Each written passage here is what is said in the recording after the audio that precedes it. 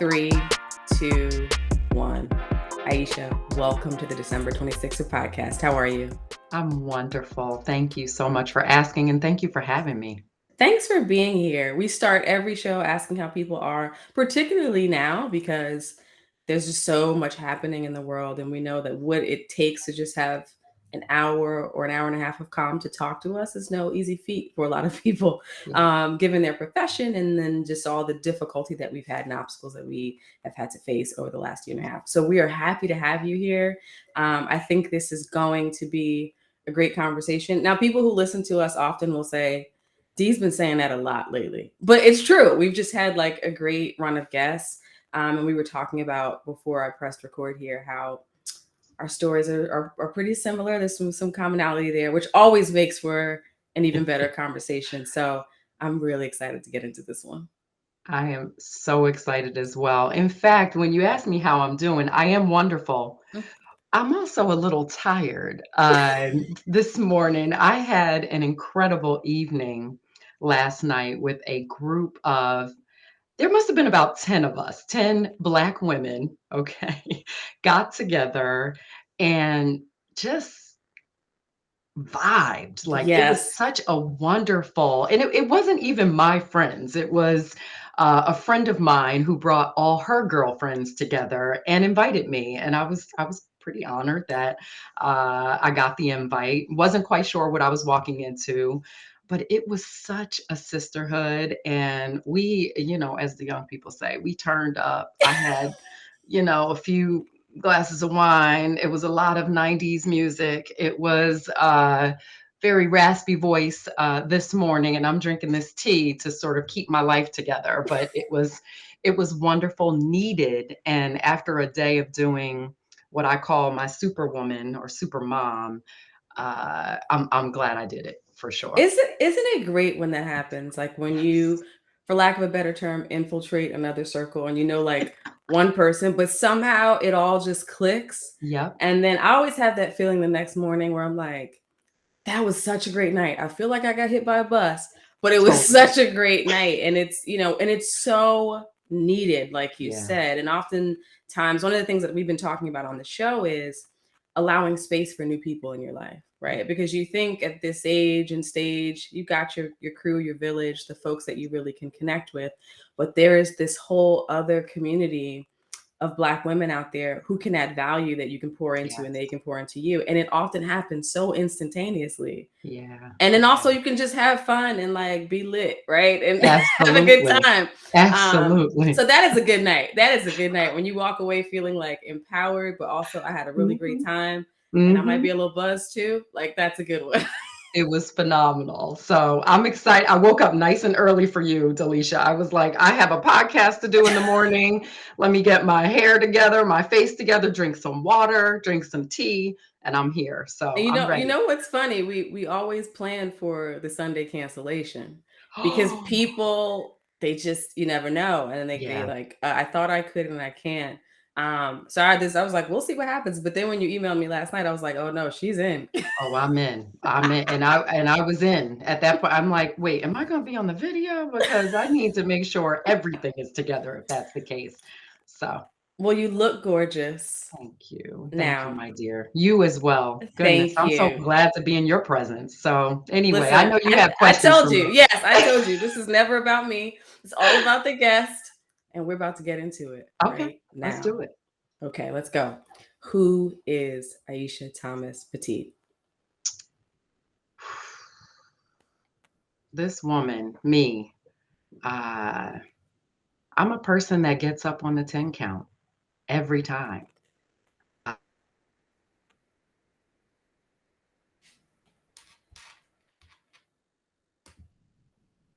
Lots of mountaintop moments, all of which I cherish very, very deeply. But one of the things that has been consistent, or what I would call the through line, is that I get up.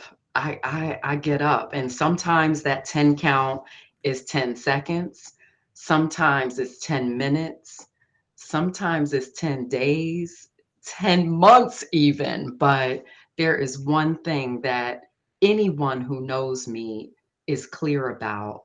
I get up and I keep it moving.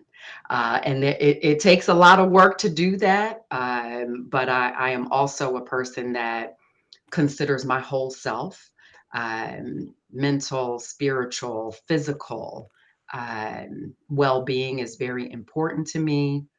I'm a joy snatcher. I wake up and I'm like, you know what? Life is too short for us not to have joy in our hearts and in our spirits. And that's what has gotten me through many, many hard and seemingly impossible things. So that's who I am. And I find that folks who have a history of getting up on the 10 count, right? That is not something that just starts in adulthood or late. It and I hate to say it, but it's like the hand that you were dealt and you're pruned for that and you are primed for it from a very early age normally, right? It's what you've witnessed or been socialized for. It's a lot that I think contributes to having that personality. So talk to me a little bit about your origin story and how you grew up. Wow. Okay. So I was a bi-coastal kid. I was born of parents who were college sweethearts. Morgan State University. My parents both went to, and they made it probably only a couple years out of college. So got married, had me. By the time I was 2 years old, they were already starting the divorce process. My father eventually, within the first couple years after the split, decided to move to California. And I was raised in Philadelphia originally. When he moved to Cali, one of his goals was to ensure that I always knew that no matter the distance, he was going to be there for me and that we would maintain the deep connection with one another that we had from the start. And so from the time I was 5 years old, Alicia, I was on a plane alone between Philadelphia and Pasadena, California. And while that sounds or may sound exciting, at 5 years old, 6 years old, it's scary. And so I realized very early on that I had to trust and rely on what was inside of me and my assessment of what was around me to ensure that I was safe, that I could fend for myself, that I knew how to be independent because a 5 to 6 hour time frame on a plane alone with just at that time we called them stewardesses, now flight attendants. All I had was the wings that identified that I was by myself and needed to be, quote, looked after. But really, I was looking after myself. Mm. And so from that experience all the way through to today and many of the valley moments that happened in between that time, um, I go inward. I go to my inner self and I like to now in retrospect as a grown adult, there were certainly tools that I had to use in order to show up in the world in the way that I did from that time to present. And it's been a colorful roller coaster kind of ride, but I have absolutely no regrets, and I do it all again in the same way. So. So, when someone mentions that, particularly a Black person, like my parents were college sweethearts, many of us have this vision in our minds of what that means, right? Yeah. Upwardly mobile, nuclear family, at Sag Harbor or on the Vineyard. Like when, certain generations, if you've had parents who went to school, there's a thought about what that means. And you don't often hear the story of Black people being college sweethearts and breaking up that early and then being on two separate coasts now and now trying to raise a child as upwardly mobile folks who are no longer together. So from like a household and cultural perspective, were there differences in how you were socialized in your mom's house and your dad's house? Yes, very much so. So my parents both, in turn, got into new relationships. My mother remarried, my father remarried.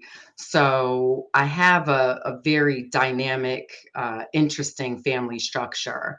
Unfortunately, in my mother's home, there was a lot of domestic violence. Mm, And so that certainly shaped, um, my experience as a young woman, actually. And I think one of the earliest things I remember about it is the need to set boundaries, because I watched my mother allow people to cross boundaries that shouldn't have been crossed, to be fair. And my mother is a resilient, amazing woman, that has such strength and courage. But in her valley moments, I sort of learned how not to go there. And outside of the DV, as I'll call it, there were amazing things about growing up in Philadelphia, and in my mother's household. My mother's a very cultured person. She's, all the wells that I know from her, I sort of have adopted. Well read, well spoken, well traveled, all of those wells that we use. She certainly checks the box there. And that part of growing up in Philly definitely shaped me, and probably, the level of curiosity I have about people, places, and things. I got that from my mom, but partially from my dad also. My parents are actually very similar in that way. Um, but Philadelphia is very, you know, pro-black, what we now know as Black excellence. Um, I think Philadelphia and being with my mother sort of gave me that. On the flip side, my father's household. So my father remarried a woman who I actually call mom, also, which is an interesting dynamic. He has been with my mom since I was about 6 years mm, old. So I'm 45, in case anybody is curious. That's a long time to be with someone who is a maternal figure for me. She had a first marriage, so she brought 3 boys into the relationship, and my father brought me. And so that family dynamic was incredible. My stepmom actually is Hawaiian, so very different cultural construct. And so you look at my family and you can't sort of identify us as being connected to one another, but we certainly are. California is a very much free-spirited kind of place. It's uh, more of a mix of people and cultures than it is any one dominant. And I kind of enjoyed that, coming from what was a very Black world, mm-hmm, Philadelphia, to a very mixed world, was fascinating for me. It was the first time in my life, from seventh grade through 12th grade. First time in my life that I had all different types of friends. I was exposed to, people who came from different socioeconomic statuses, and I loved it. I was like, oh my gosh, I can't believe, I've been missing this sort of perspective or this view of the world. And so I just enjoyed being a bi-coastal kid. I embraced it. I was always different. I was either in California as the girl who had this weird East Coast accent, to then going back to the East Coast. And even my mother ended up moving to South Carolina.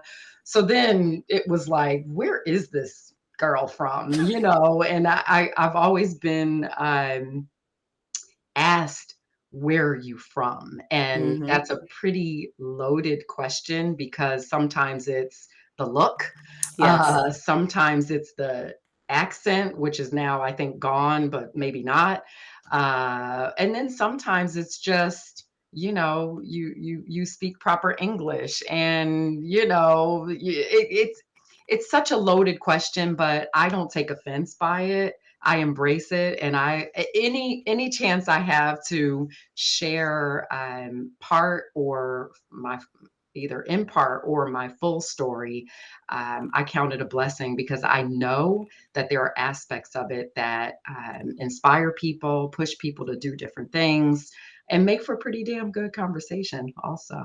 Absolutely. And I pride myself on being able to pick a Philly accent out of a lineup in It's record time. You have definitely it's lost it. gone. It's It's gone. It's really gone. gone. It is gone. Yeah. Yeah. But I always say like Philly is my favorite city. And people are always shocked by that. But I was there for college, so during Sure. formative years. And one of the things that I always say is that Philly, it was the first time, and I'm coming just from Jersey, but it was the first time where I saw Blackness embraced. And this is pre-natural hair movement, pre all of that. But I saw that embraced in Philly in a way I had never seen in New Yes. Jersey. And also, I always say Philly was hipster way before that was the cool thing to be. Like, way before. Philly had its own hipster culture for sure. Yes, I agree. I agree.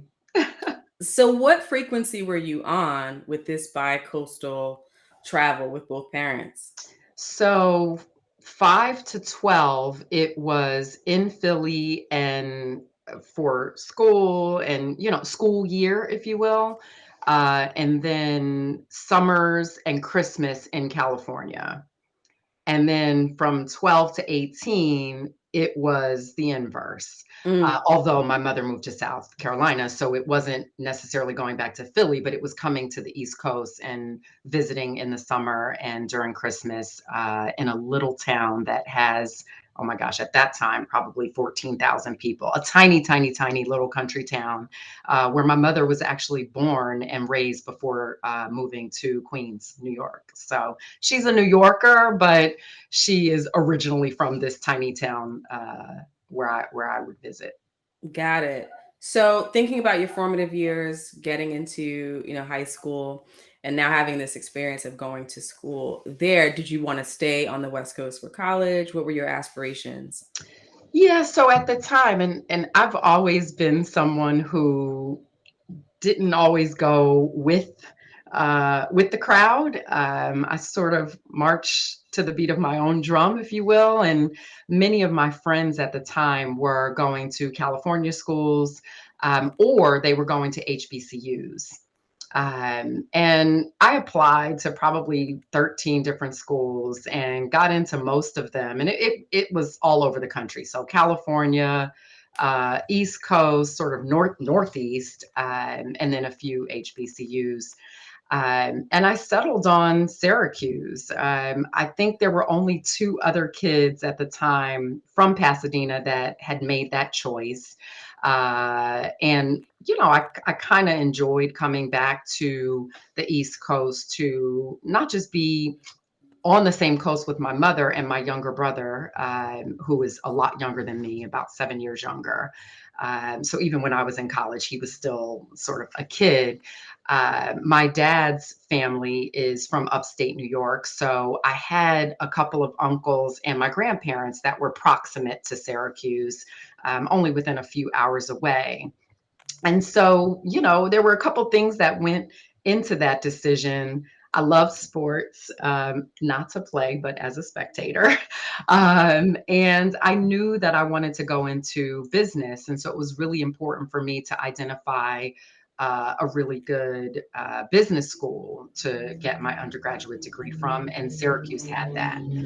So that's where I ended up in the coldest place, I think, in the universe, coming from Pasadena, California. People were like, "You're going to do what? Like, why would you go there?" And I'm like, it's gonna be good. I just know it's gonna be good. They sent me a VHS tape. I didn't even go visit the campus. Not the VHS. Yes, I already told you I'm old now. Look, it was the VHS, okay, and I popped that bad boy in. My parents and I watched it, and I'm like, yeah, this campus looks good, and it had the other check marks, the sports, the business school, and it had just enough black and brown kids for me to be like, okay, like I can do this.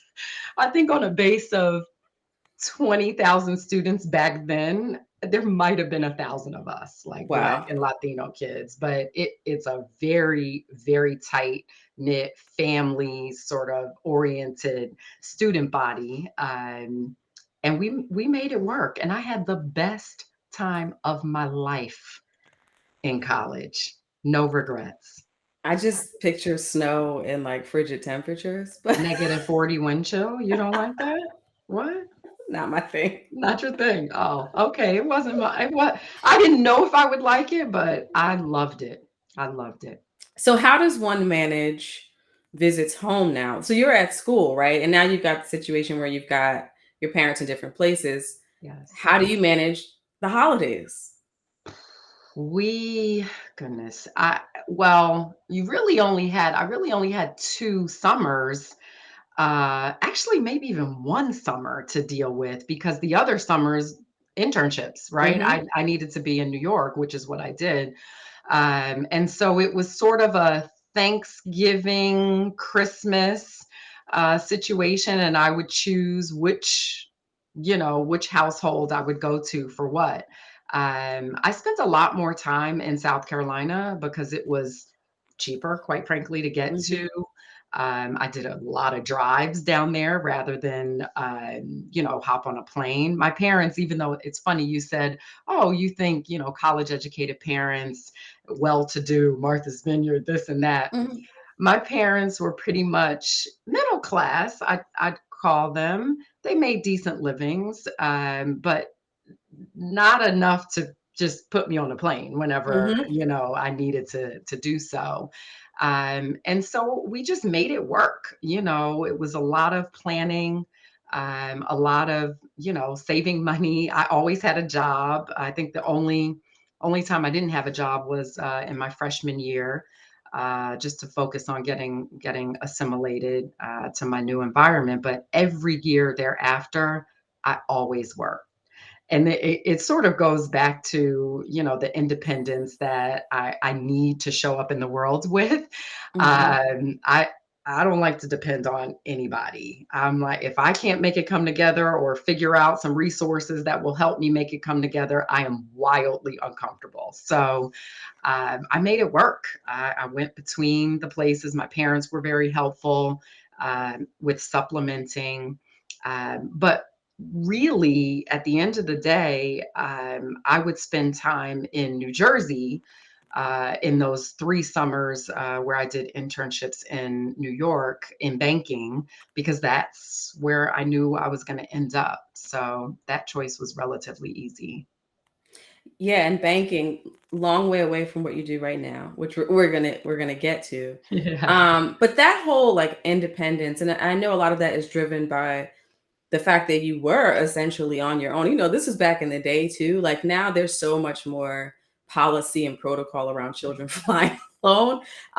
Very different, back then. But do you think some of that was driven by the fact that you had these really great supportive parents, you had siblings, and these two separate households, but in the sense you were on an island, that you were the solo child that connected these two worlds. So do you think you felt a little bit of that solitude or otherness, even though you had these great parents and great families on both sides? I don't know that I ever really felt alone Okay. because the other really important thing that we have not talked about yet is the people that I surrounded myself with. I have always had the best friends. Mm, No matter what stage of life, whether it was, 0 to 18, where I can call the names of the women who really supported me, loved me, held my hand, wrote me. I wrote them. Like, this is back in the day where there was no, social media, there was no internet, there was no email. I have letters upon letters. Like, I could fill a trunk with the letters that were going back and forth between me and my best friend from Philadelphia, Lynette. And that was really helpful in not feeling like I was alone. I always had someone that I could trust, that I knew loved me and that I loved, that weren't my parents or my mm. siblings. But these sisters, and I don't have sisters. I got all brothers on every side, which is amazing.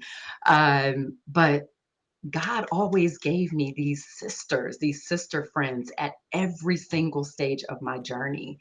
And today, the core, and we actually call ourselves the core four, which is hysterical.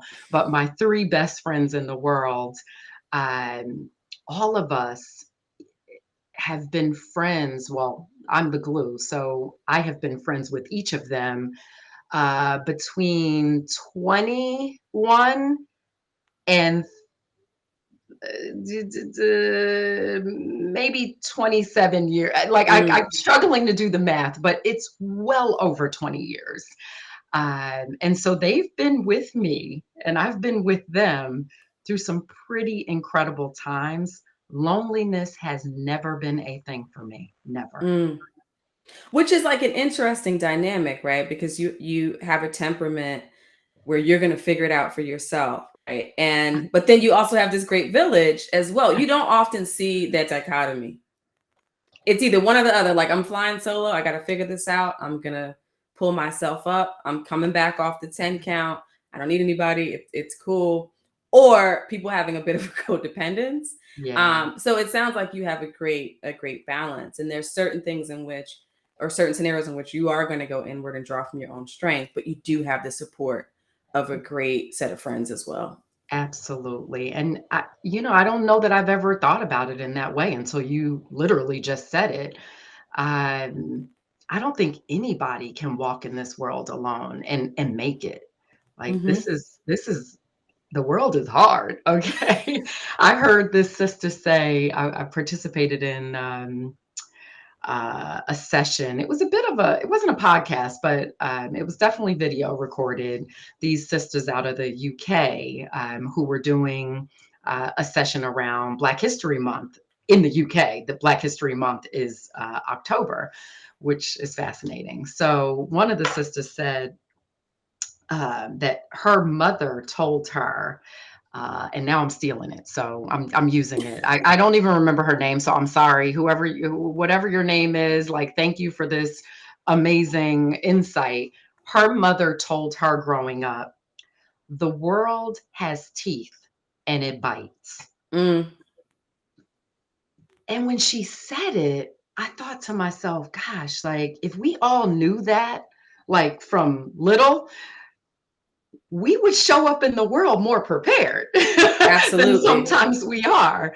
And so for me, just knowing that and experiencing some of the bite that the world has given me, I, I don't know anybody who can make it through that alone. So I guess that's why you find me to be someone who kind of goes in between the sort of fierce independence and, no, but also carrying the knowledge that there is a whole crew, a whole village, a whole tribe that I know will support me if I can't pull myself up or pick myself up. Absolutely. Absolutely. So shifting back to the career journey a bit, Yeah. you knew you wanted to be in business, you're doing these internships, but what did the ideal career look like for you at that time going through the college experience? So my undergraduate degree is in marketing. Actually, I have an MBA in marketing as well. So I thought my earliest vision for myself was that I was going to be this fancy marketing executive. Now, you and I both know we're women of a certain age that Hmm. back then, and I graduated from college in 1998. In 1998, we could probably call the name of a Black marketing executive, maybe one, maybe two. Right. So, it was a stretch for me to even think about that, but I knew I could make it in business. I knew I was smart enough to go into a corporation and do something, be it marketing or not. So I chose to go into a management training program in a very prominent bank. that I still love to this day. I look back very fondly on my time there and how smart the choice was to go into that space. I had an uncle, as we call in the Black community, my uncle. He's really my godfather, my father's best friend, who was a very prominent Black executive at this particular bank. And between him and my dad, they groomed me for what I was supposed to be. They were like, look, like you go into a management training program, it's going to be sort of, experiencing different aspects of the business from a rotational standpoint. And then when you're done with the program, you get placed into a job in one of the departments or business segments. And that's quite frankly what I did. I loved every second of it. And after sort of the training program, I thought to myself, I'm probably not going to be a marketing executive. So let me figure out what else in banking I can actually do. So I was placed into this business. It was the old fiduciary trust business. Nobody even knows what the hell that means. But I knew within a couple months that it was going to be short lived. I was bored. I was surrounded by, people who had been in the business for 30 years. You can imagine it was not a very diverse organization at that time. And I started doing what I'll call extracurricular activities on the side, but internally, like, oh, you want to go to campus, go down to NYU or go to Howard and do the presentation about the bank, and get young people to be interested and want to get a job out of college with the bank. And I'm like, yeah, of course, like free trip, I was like, I'm in, like, this is the smartest thing I can do right now, right? But what it did is placed me with HR people. Like, Mm-hmm. and I was like, oh, this is cool. These people are actually pretty sophisticated, right? So fast forward to probably about maybe 2000, the year 2001, maybe.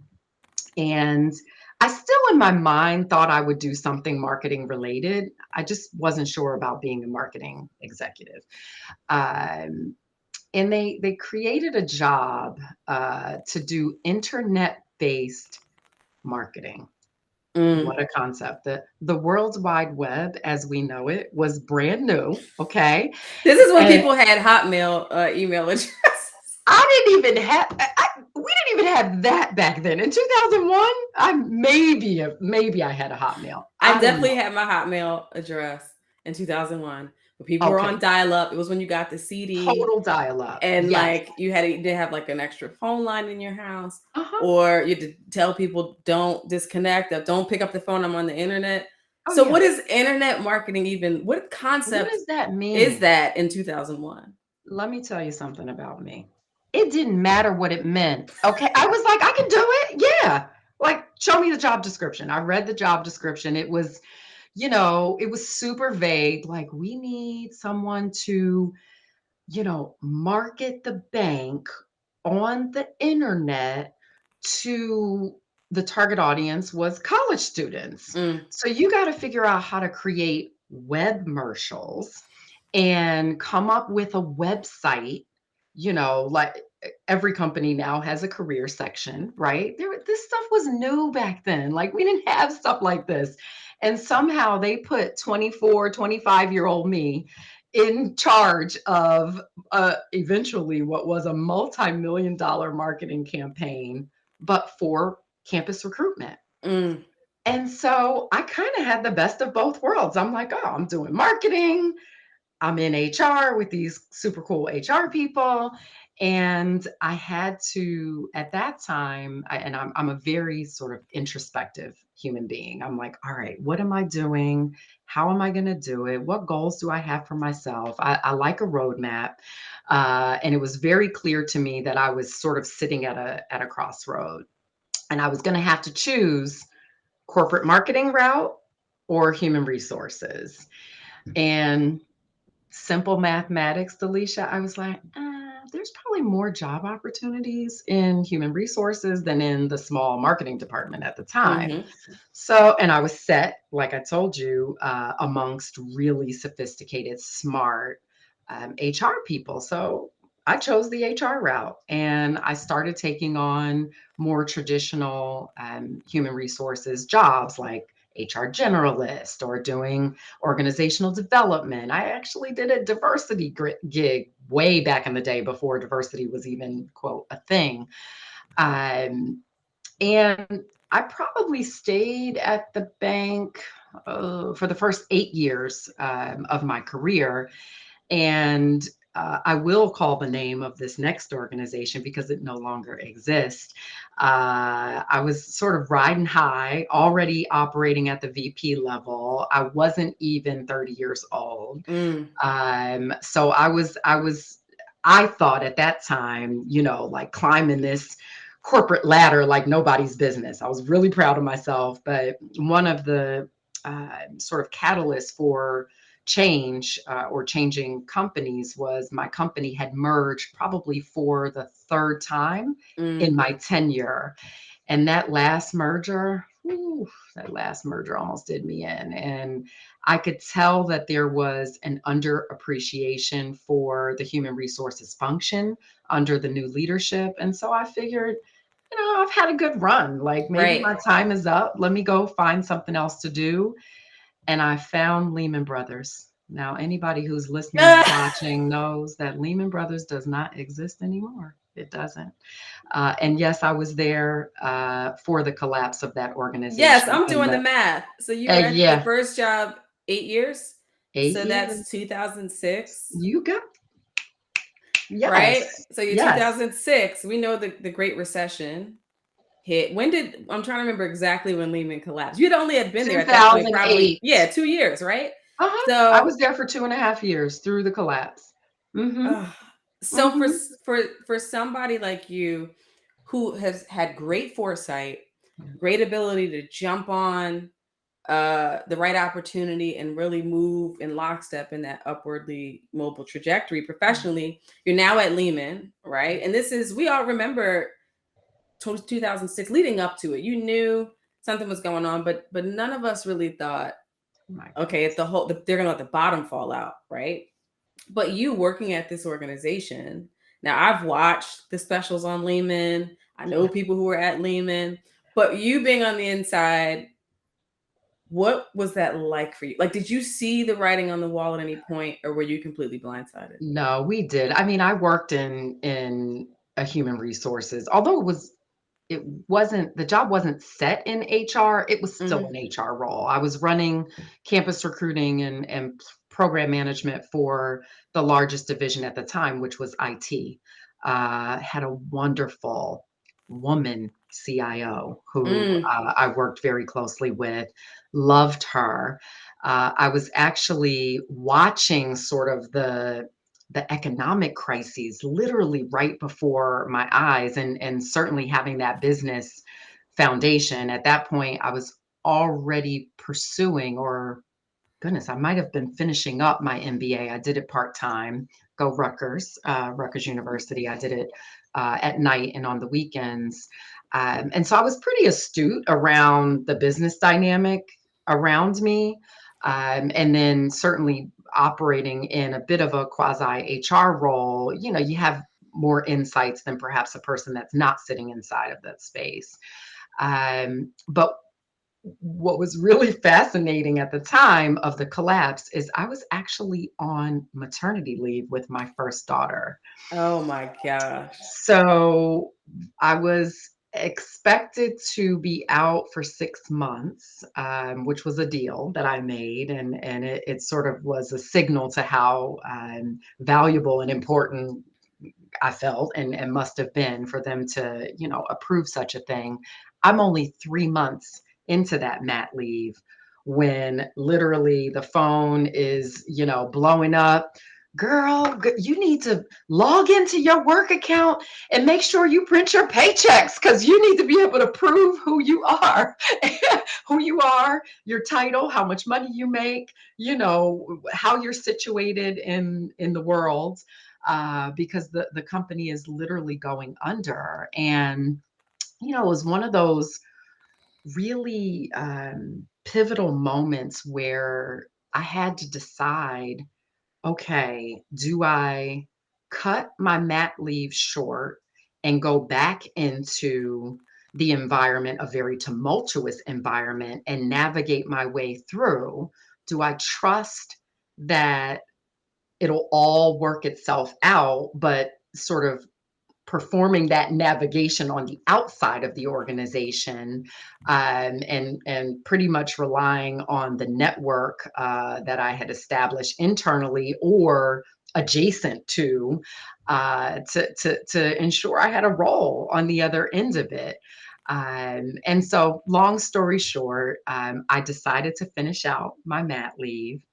So I stayed home with my baby for 6 months. I made some connections internally, again, just based on who I knew and what calls I was able to make to ensure that I had a job.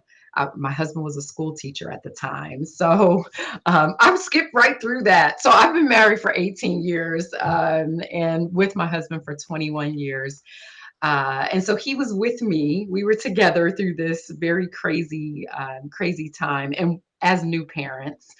And so I needed to make sure I had a job, and not like Mm-hmm. a regular old job, like a really well-paying job, because that's what I was used to.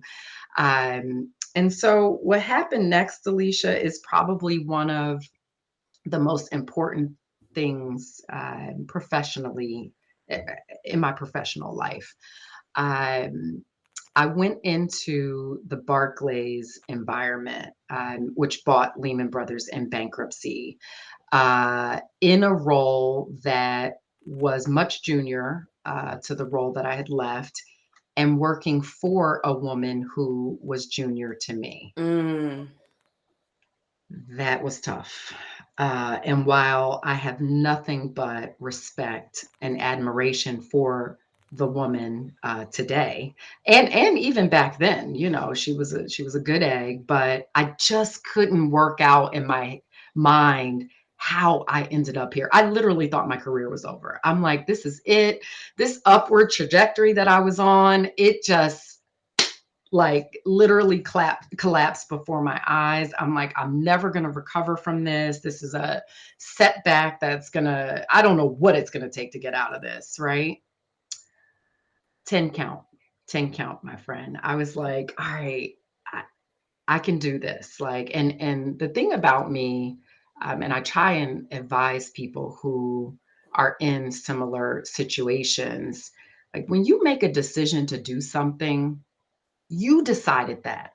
So Mm-hmm. do it, right? If I decided to take this role because it was more important for me to be able to support my family and this new baby, and continue to be the breadwinner, quite frankly, I made a choice. And so I went in there. The very first thing I did with my new boss, I told you who she was, look, I'm here to operate in support of you, right? Mm-hmm. Like, when you look good, we all look good. I know this is awkward, because she knew it was awkward as much as I did. I'm like, I'm not worried about that. Like, I'm coming here to add value to this team. And for however long I choose to be here, I'm going to give you 100%, because that's what I always do. And it was that sort of attitude that, even though it was tough to come into that environment and not be in the level role that I was accustomed to, it humbled me. It humbled Mm-hmm. me in a way that I don't think any other professional experience has. And it only took about three good months for me to find a more appropriate role. But I went hard in the paint in those 3 months, and I Mm-hmm. did what I committed to do until another door opened. And when that door opened, I ran through it. So did the door open within the organization you're already in, Yes, right? Because when I think back yes, to that time, it reverberated, right? It wasn't just the banking industry that was in, people couldn't get jobs and I was coming out of law school at the time, so Right. people's law firm major law firm offers getting yanked because Yes. it was just a domino effect that happened. Mhm. So were you actively looking both outward or inward with the organization to try to find the next thing, despite Absolutely. opportunities being pretty limited at that point? Yeah, it was pretty sparse externally, although I was sort of keeping my eyes open and ears open, but I knew that it would probably be difficult for me to find a role externally given the business environment. So I just started networking with people internally. And, I think I have a pretty good personality and I'm also a glass half full kind of person. I don't do woe is me. So I Hmm. approached it with like, here's the skill and competence I can bring to whatever the role is, give me a shot. I know I'm coming from this other environment and where many people were showing up, woe is me. And I'm like, listen, I'm 1 foot forward. I'm already, 2 steps ahead in terms of where I think I can be and what I think I can do. And it worked. It worked. So I enjoyed my time at Barclays. I stayed there for about 5 years, actually. So Yeah. you talk about your 30s Yeah. being the miracle years, right? Yes. So if we're Yes. thinking about age, this is all in the 30s, right? That this is Yeah. happening. Yeah. So why do you describe your 30s in that manner? So between 30 and 40 was just tough. I wish I had another, like, SAT word to use, but it was those were some really tough years. I'd say it was probably the steepest, corporate climb. I didn't really Hmm. know it was the steepest until now I'm well past 40, and I'm like, "Yeah, like, I was, I was in global roles, I'm traveling the world, I'm, just running teams and functions that I just wouldn't have imagined doing Hmm. prior to that. So it was a crazy corporate climb during that 10-year period. I had 2 children. um, I lost some pretty dear people to me, both family members, but also dear friends, Hmm. professionally. And it's funny, you don't always consider your professional friends dear friends, but to this day, I carry around in my wallet something that this person who's passed on wrote to me in the corporate setting. His name is David.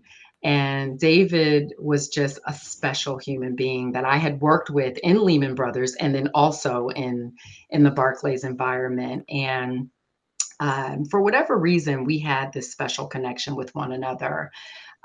He died very suddenly. He couldn't have been more than 44 years old. Hmm.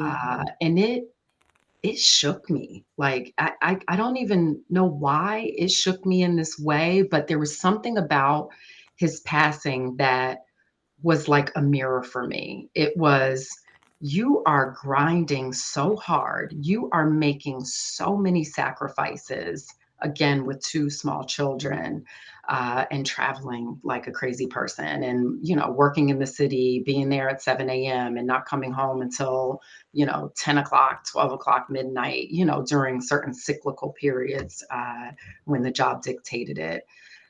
It was just really tough. Like everything was happening all at once, and I was managing it, Hmm. and feeling good about being able to do so, but not really realizing that it was impacting my spirit. My Hmm. spirit was messing. It was. It just wasn't good. And when David passed, I was like, I could die at 44. Like Hmm. I'm not. I wasn't. I was somewhere in between. I was probably late 30s at that point, maybe mid 30, mid to late 30s. I'm like, is this my fate? Like, is this grind gonna kill me? Because that's not what I want. I want to be here for my children. I want to be here for my husband. We have these plans. I'm supposed to be retiring at 55, and living that dream, right? All the wonderful things that we plan for ourselves. And it was a wallop. Like, girl, you better wake up and know that you are allowing your boundaries to be crossed. Mm, And I didn't really realize it. And I always I share this story because I think it will tell you everything about my decision to leave financial services and go into a different sector. So I remember getting on a call very early, and I had teams of people that I was responsible for in multiple countries: Singapore, the UK, the US, and India. And so it was one of those like 6 a.m. kind of mornings. And I already have, this is before fancy AirPods, darling, but I mhm. already had, the earphones in my ears. Um, and had already launched the call. I'll go to wake up my baby, who's now 13 years old, my big daughter, she was little at the time.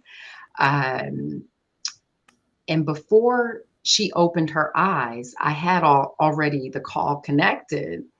When she opens, I look at her and I'm like, Mm, and that baby stayed quiet. She knew exactly what that meant. And I don't know what it was about that particular time, because that wasn't the first time that had mhm. happened. I literally got off the call. I go into the bathroom and I am bawling. I am crying my eyes out. Like, what is wrong with you? Like, do you know what message you just sent your little baby daughter? That call was more important than her. Mm. And I've told that story a bunch of times, Delisha. This is probably the first time that I am not tearing up telling it because it messed with me. It Mhm. messed with me for months until I realized, you know what? None of this is worth it. This Mhm. money is not worth it. This status. Oh, these first class flights to X, Y, and Z places doesn't matter. Doesn't matter if your kid thinks that you think that something else is more important than her. And what I want to call out, because we talk about these full circle moments on this show and connecting dots, but I think when you grow up and you have womanhood models for you. So you mentioned your mom being in abusive situations, all of that, and allowing boundaries to be crossed. When we see things like that and we're like, that will never be me. That will never be me. But we think about it within the context of that specific experience, That's not right. realizing that we're still being socialized to allow our boundaries to be crossed. It just may manifest differently in our Yes. lives because we're situated differently, Yes. right? And Yes. so when you mentioned that, not having those boundaries in place, the first thing I thought about is, well, that's how you were socialized That's growing right. up. It's just That's it's just right. in a different outfit, but it's the Yeah. same thing. You're absolutely right. Another thing, I feel like I need to come sit on your couch. Another thing that never really occurred to me until you just said it. Welcome to the December 26th podcast. This is what we do.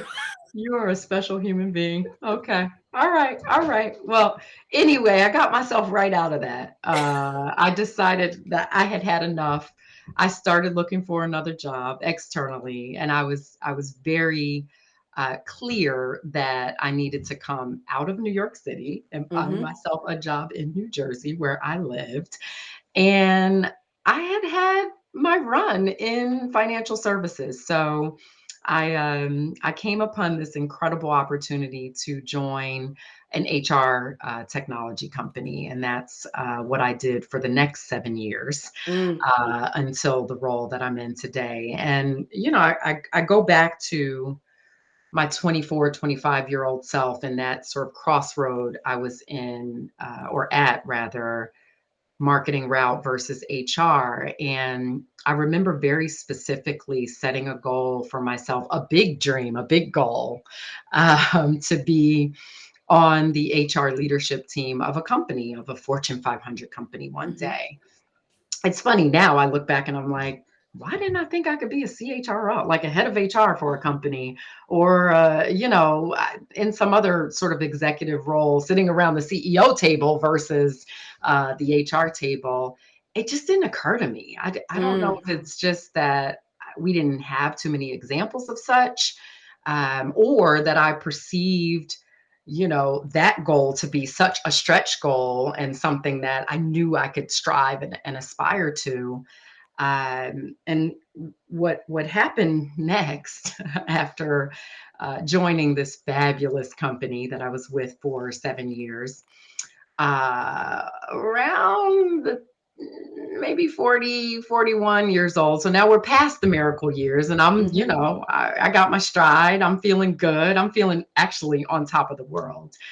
Um, I got the promotion to the quote dream job. Mm. And I was sitting on the HR leadership team of this company in a big fancy title. I had a big fancy office, well, all the wells, right? Including well respected. Hmm. And when I think it must have been about 2 weeks into the job. It certainly couldn't have been more than a month into the role. I'm sitting at my desk in my big fancy office and I'm crying again, Delisha. I'm a Mm. crier. I'm an easy crier, but this was like a big, ugly, like, you're like one of Yeah, those, that's like not cry. the Yes, snot cry. the I'm in Viola my office Davis not cry. crying. Yes. And again, I'm like, what is wrong with me? I am on top. Like, you just got the biggest promotion of your professional life. Why are you crying? Self. Talking to myself. And you know what? I arrived at, I was sad because I had not dreamed big enough. Mm. I thought to myself, if I'm 41, 42, what in the world am I going to do next? I don't have a plan beyond this point. And it made me uncomfortable. It made me Mm. sad. It made me scared. I was like, oh my gosh. Like I'm still hell bent on retiring at 55 from corporate America. That's a lot of years Yes. not to have a plan. And it upset me. It upset me. And, I had to, another life lesson or a professional life lesson, you don't always have a roadmap, and that's okay. Hmm. And I had to get real comfortable with, look, you just got your butt into the seat. Figure out how to do that well. Okay. Yes. Focus on that. And it's okay not to have the roadmap 10 years out. And it worked. It worked all the way up until an opportunity internally knocked for me to become the chief diversity officer of the company. Not something that I had written into my plan because I didn't have Hmm. a plan beyond the seat that I was sitting in, but I certainly didn't expect to be doing DEI work. It was always part of HR strategy for me as an HR leader, and in the various HR executive roles I had held. But I didn't think I wanted to be responsible for it, for the subject matter for a company. But something funny happens when you tell the Lord no. The Lord is like, really? Really? Like that's cute. Right. Like, I have the plan, not you. And it was this is my plan for you, for sure. It has absolutely opened the door, or it did rather open the door for me to do exactly what I do today, which I never would have imagined. I couldn't have dreamed this up. I did not envision sitting around the table with, CEOs and CFOs and carrying a chief title myself. Yeah, I didn't know it was possible. I'm here to tell you that it is. I am the first chief diversity, equity, and inclusion officer that my company has ever had. I am Mhm. also the first Black person sitting around that CEO table. So I am very, very proud of the journey to get to this new seat. I am in a completely different industry than I've ever operated in. I only know this industry that I'm in as a consumer, certainly not as someone who has led in this type of business. But media and entertainment is kind of fun. So Mhm. I'm going to give it a go. It comes with a lot, but I always tell people when they ask about my time in it, I'm like, "You get invited to the best parties." You know, there are many doors that open just because you work in the space. It's Yeah, hard, like, don't get it twisted, it's not all fun and games, but it it is does not. come with some perks. Yes, yes, it So, does. when I think about diversity and inclusion, like, when I think back to the start of my internships Yeah, and early careers and, like, what that meant, right? yeah. Back then there was always like an alliance and there was always a recruitment pipeline specifically for diverse candidates. They would Mhm. work with inroads and this and that organization to kind of bring in minority candidates, and that was kind of it, right? Like you Mm, had your Black affinity group, your Hispanic affinity group, you had your recruiting plan, sure. and that was all that was happening. When we talk about diversity, equity, and inclusion in 2021, nobody's playing games with these companies anymore. Like, let's just say that, right? You can't get away with the bare minimum and Yeah. like, well, we have this recruitment pipeline, and there are whole spreadsheets out there that are public that show people's numbers. Like, Mhm. this is the beauty of the internet, right? Yeah. And Black Twitter and all these things, right? You will get dragged. And so when we think about just the last 18 months and the civil unrest that happened really early in the pandemic, in light of George Floyd's murder and all those things, and companies were making statements and writing checks, um, it created a larger dialogue around what is the long-term strategy for companies to really demonstrate sustainable commitment Yeah. to diversity, equity, and inclusion, Yeah. and what are they doing to diversify at a more senior level, right? Because it's Yeah. one thing to say we're diverse and all those candidates are entry level and they're not getting past middle management. It's Right. another thing to say we're committed to DEI and there's someone at the seat of the table and Yeah. they're doing what it takes to really diversify at C suite and just below C suite. So I said all of that to say Mm. you've got this big job, but there's a lot of pressure that comes with that. And that pressure is different than what it was even a decade ago, Yes. right? So Yeah. when you come into this kind of opportunity and you've had the career that you had, did you say, I've arrived and I'm ready? Mm. Or was there a bit of trepidation? There was definitely trepidation. I mean, I switched companies in the middle of a pandemic, which I'm sure lots of people thought was crazy. It was a little crazy. It was definitely a faith walk.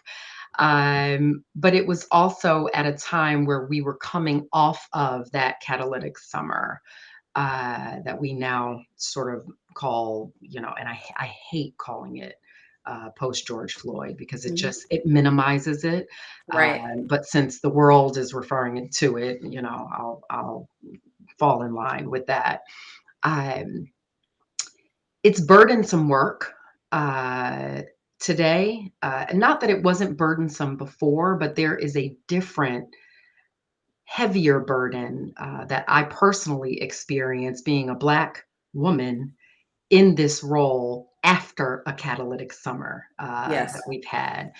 And so it was really important for me to join an organization that wasn't just about the statements and the checks. Um, to join an organization that wasn't part of, some sort of cancellation, had done something wrong, if you will. Um, and I'm a big, I think I said this before, I hold the mirror up to Mhm. myself all the time. I figure if you can't like fairly assess yourself, you can't assess anything. Um, and so I perceived the organization that I joined as one that literally just held the mirror up to itself and said, we're not doing what we should be doing. Mm. And for me, that recognition and some of the actions that were taken in support of that recognition was enough for me to kind of leap, step out on faith and leap into a new space. Um, but it's hard. Mm-hmm. Many days, although they are fun because it's media and entertainment, many days are hard because I'm not just trying to account for what's happening on the inside of our four walls. I'm also putting strategy and plans in place for what's happening with our content as well. Yes. And when you take the internal and the consumer facing approach to the work, I think that's the only way to ensure sustainability. Um, we're accounting for our consumers. We're accounting for the product that is meant to meet that consumer where they are. Um, but we can't do that effectively if the inside of our house is not as diverse as the rich fabric of our society. And so that's what makes, on a day to day basis, my role very meaningful. It also makes it a heavy load. But our ancestors would tell us, and I try and listen for what the ancestors are telling me. They're like, if not you, then who? Mm-hmm. So carry the load. And, it's okay to carry it for as long as you can. And when you can't carry the load anymore, and this is a life principle for me, but certainly I've experienced it in the context of this work. When you can't carry the load anymore, then it's your responsibility to ensure that there is someone for you to pass to. Mm. And that's what I do every day. That's good. That's good. I when I think back, and I'm glad you brought this up, this concept of post George Floyd, because one of the conversations I had internally at my company and with even friends and colleagues who don't look like me, who kept saying, how can we get support? How can we support? One of the things that I tried to make clear was that this is a painful season Yes. and a series of painful seasons, right? Mhm. It reached a fever pitch from a place of like public protest, Yeah. and really being a catalyst for change. But we had been witnessing these events for years before that, and it was a constant on the news cycle, right? Or Yeah. just on the grapevine, you would talk to your Black colleagues and friends about it. But that had risen to the point of like it was mainstream news, and then they started highlighting stories of others as well. And then also when you add on top of that the microaggressions, the things that we experience, the challenges as Black people in professional spaces every day, Yeah. it really had metastasized to a point where it was a lot to manage. So I want to tie that to a blog post you wrote about women, putting on the cape and always saying I'm fine. And when that's not true for a lot of us, but we've learned how to, I'm just going to put it out there. I don't know how to say that eloquently. It's a lie, right? I know many people who say, I've said it, and I'm circling the drain. I'm like, I'm good, just managing, right?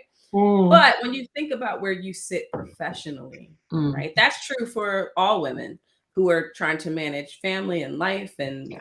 thrive and perform at a really high level professionally. When you think about where you sit in the corporate landscape, and trying to hold that close of, I don't have to say that I'm fine when I'm not. I can check in with myself and provide myself with space to heal, rest, and recover. But the very issue that you're addressing at work not only impacts you as a Black woman, but you're also tasked with helping to solve it. So Yes. thinking about keeping your own humanity intact, are you able to do that at the table as you're working to solve really difficult problems that also are probably affecting you mentally and emotionally as well? Yeah, you basically wrapped it up in a pretty little bow with some really nice wrapping paper. Um, it's complicated. I think how I'm able to do it is being able to quickly identify one or two people, because sometimes that's all you get in these spaces, but one or two people that you can trust. And it's not always people who look like me, because there aren't very many of us, that Mm-hmm. are operating in these places and spaces, right? Um, and I'm very fortunate in my current environment to have a couple of women who have similar profiles professionally. They're not Black women, but they happen to be women that share, similar beliefs about themselves, and employ what I call strategies, right, to deal with what these environments give us. Mm-hmm. I think that's really the only way that I'm able to press through internally. I mean, I certainly still have that crew, that core that's around me outside of my organization, that, they're just a text or a phone call, or a quick car ride away. I don't know another way like that, tapping into those women. And actually, I got a couple of really solid men as allies as well, and white men, to be Mm-hmm. fair, that I've developed really deep or deeper relationships with. I think that's also the key too, because I think we're conditioned, especially in the Black community, to distrust to an extent, with people who are not like us.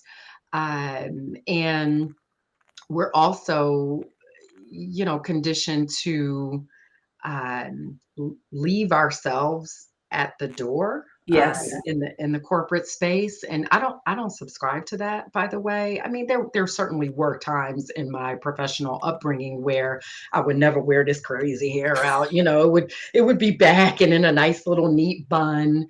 But you, at some point in your career, you arrive at a place where, you know what, I can show up and be myself. And in that sort of being myself, identifying people who I could develop a deeper relationship with.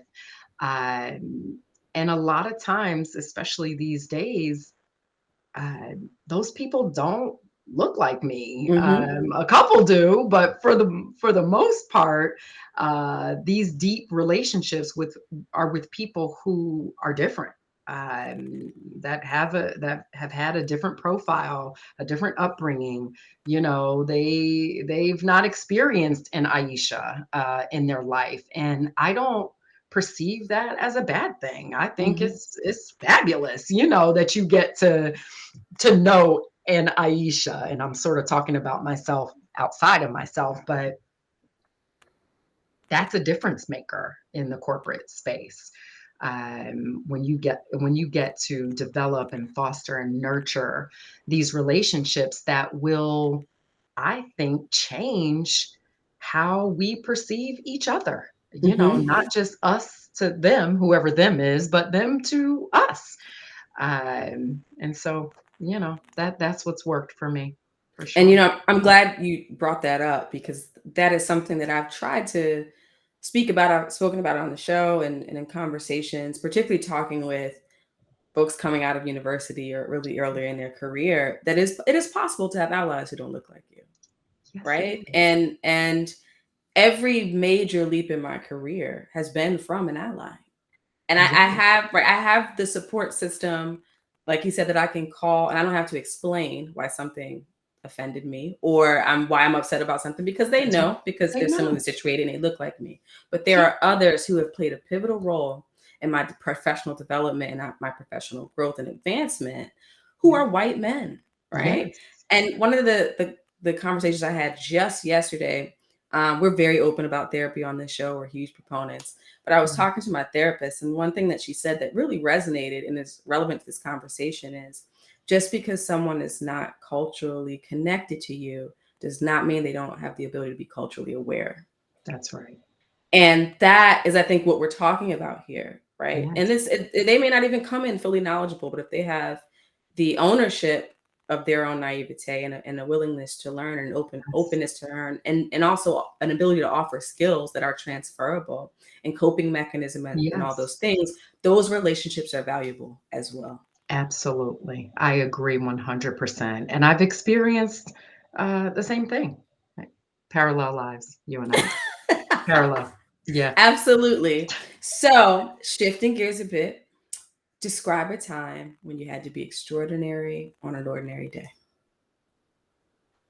Ooh. Okay. Give me a second. Of course.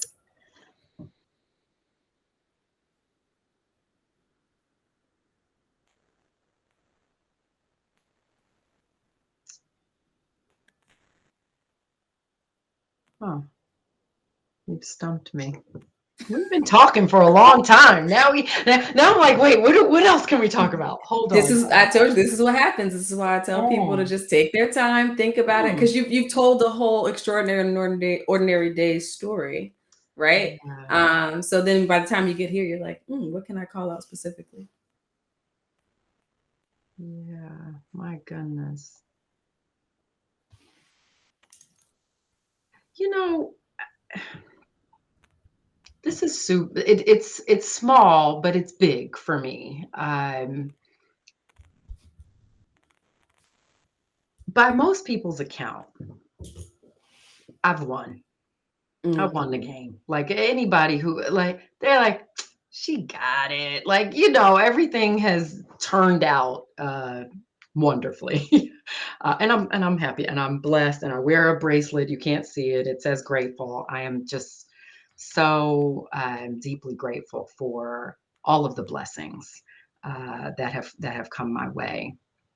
Um, but most of the time when I encounter people who think I've won, air quotes won, I meet them with, yeah, but in sports, you're only as good as your last championship, right? Your Right. last win is once it's over, right? And I won't call the names of any teams that aren't doing particularly well right now that were champions, but you get the point.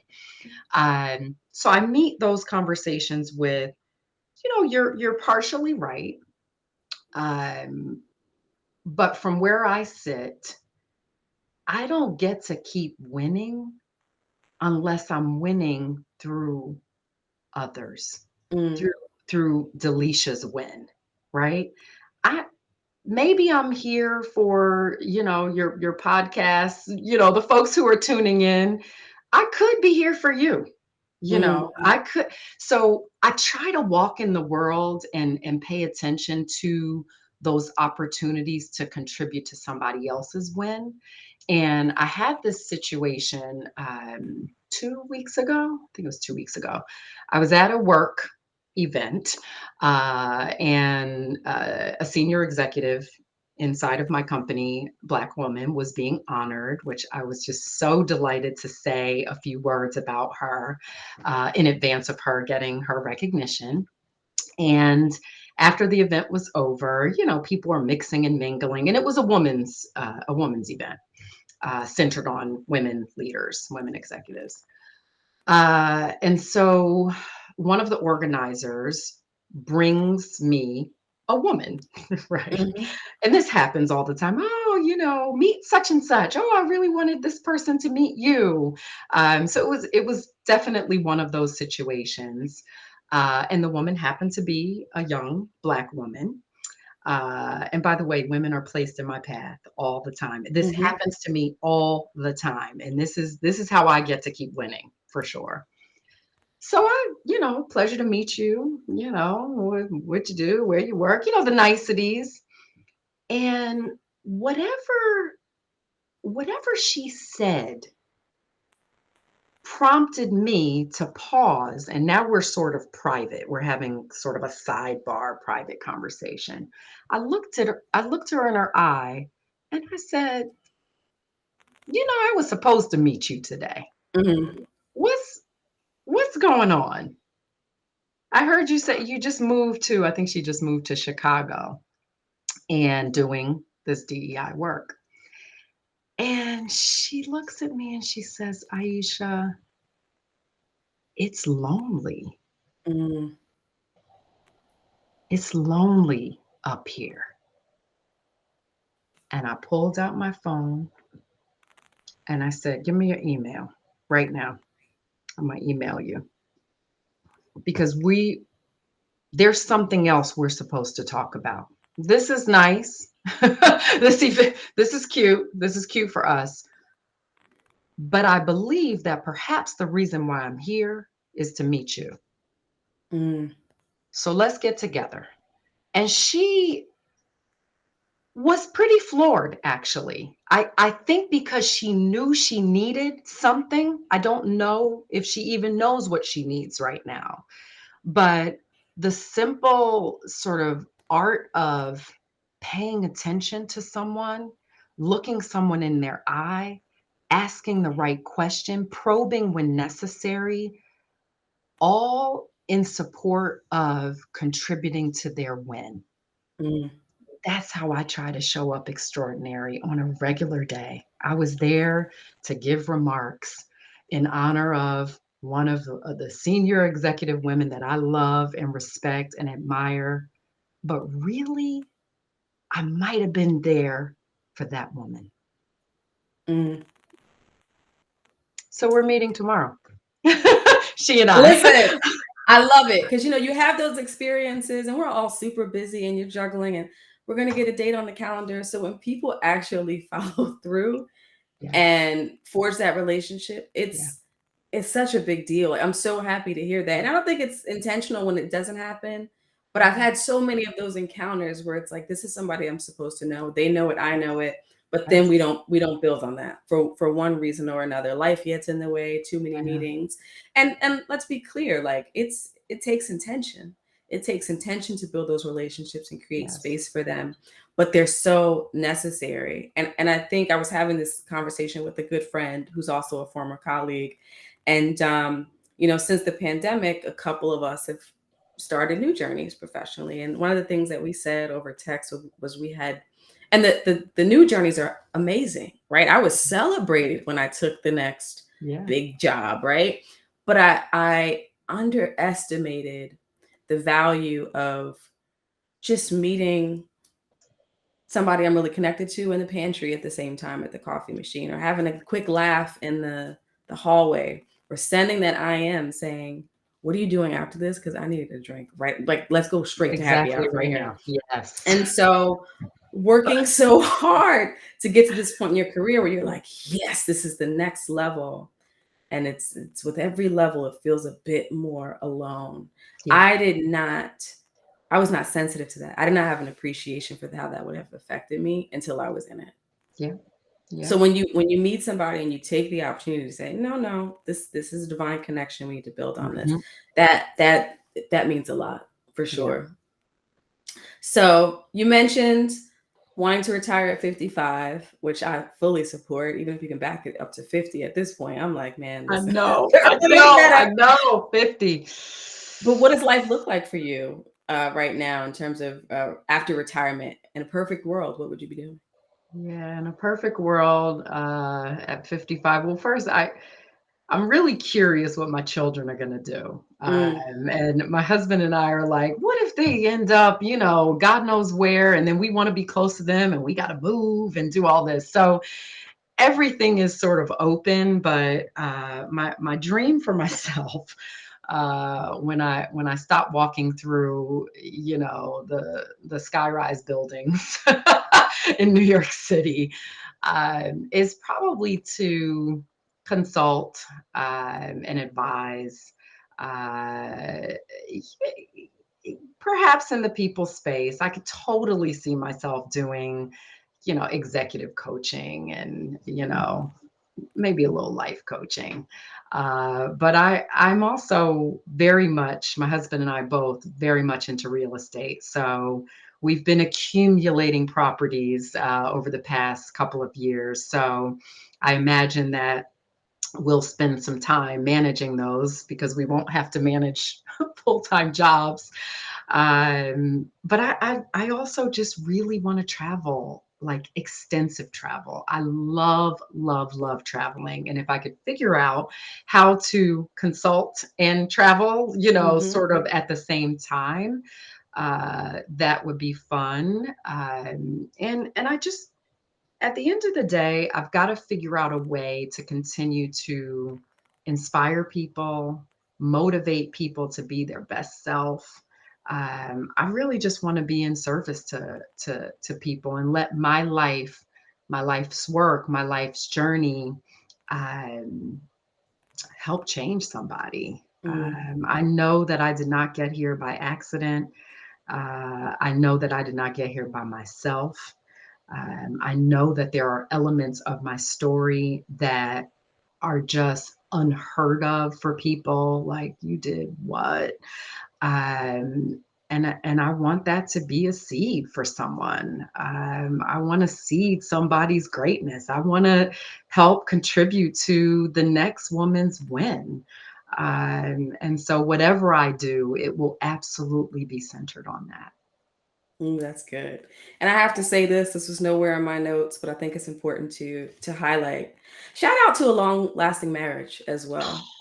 Because I think there's this narrative that's placed upon Black women that you can really shoot for the goalpost and climb the ladder, but ain't no man gonna be okay with that, right? Like I've heard that so many times as a still single, about to be 40 in a couple of months. Like, so I think it's important to applaud Yeah. that when Yes. a couple has figured out how to make it work for them and Yes. they have a healthy marriage and they're raising wonderful children and they're Yes. planning for a great life together. That's Yes. important. So kudos to Oh, you and your husband. shout out. Thank you. Thank you. He is so wonderful. I can We could do a whole nother show on that man. He These children, Nola and Zia, that we have created or God allowed us to create. But even aside from being parents, like we just ride for each other. Like he is my ace. And people are like, oh, is he your best friend? No, he's not my best friend. I already told you I got three best friends. Okay, I can name them. He is not my best friend. He is just my everything else. So he's a good I dude. love that. And there's Yeah. so much we can talk about there with it's okay that he's not your best friend, but that could be another Oh conversation. my goodness. You need another podcast for that. Yes, a whole other thing around that. But before we let you get out of here, where Okay. can people find you online? Oh my goodness. What do my kids say? You can just use the Google. Okay. The Google will tell you everything you want to know about me.